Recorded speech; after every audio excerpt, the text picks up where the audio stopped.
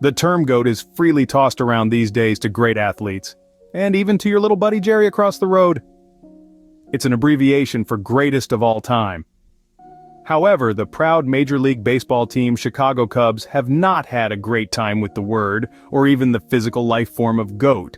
This story is a bit of an odd one. You see, it took 108 years before the Chicago Cubs could lift the world title again after winning it in 1908. Unfortunately, most of these years are thanks to the curse of the Billy Goat. Before we look into the GOAT stuff, let's give a minor backstory to the Chicago Cubs.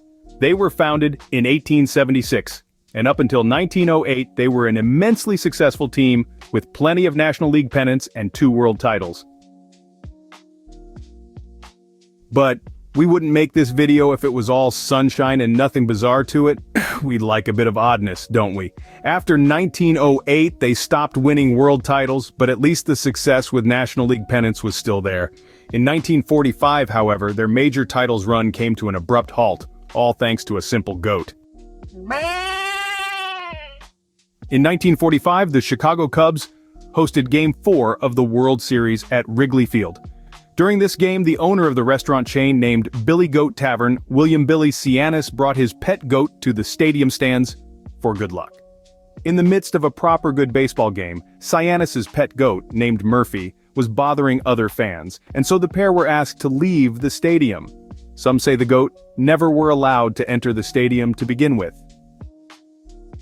Outraged, Sianis allegedly declared, "Them Cubs, they ain't gonna win no more," which had been interpreted to mean that the Cubs would never win another National League pennant or world title again, at least for the remainder of Sianis's life.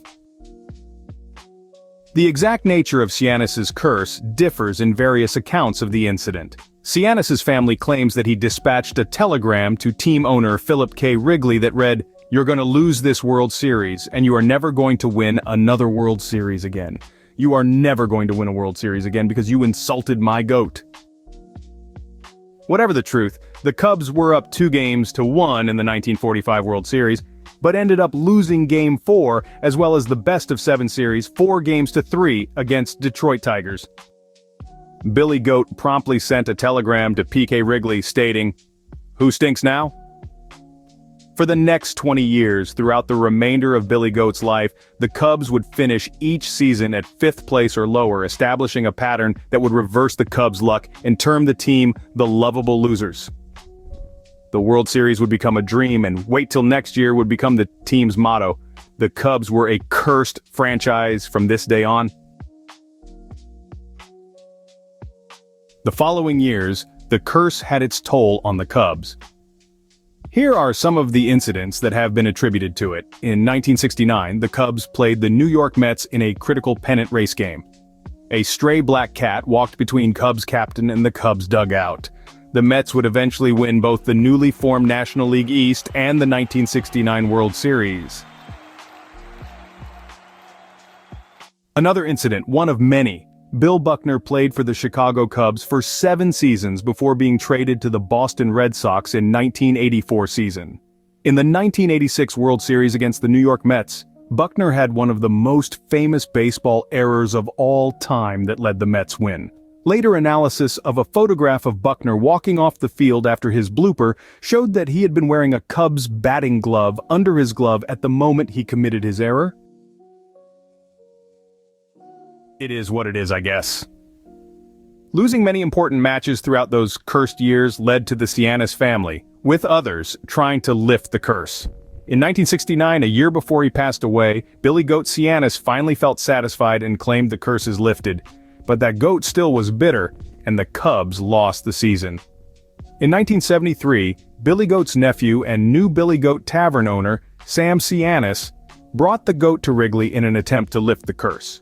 The goat was escorted to Wrigley in a white limousine, and given a red carpet entrance to the park with a sign saying, "All is forgiven. Let me lead the Cubs to the pennant."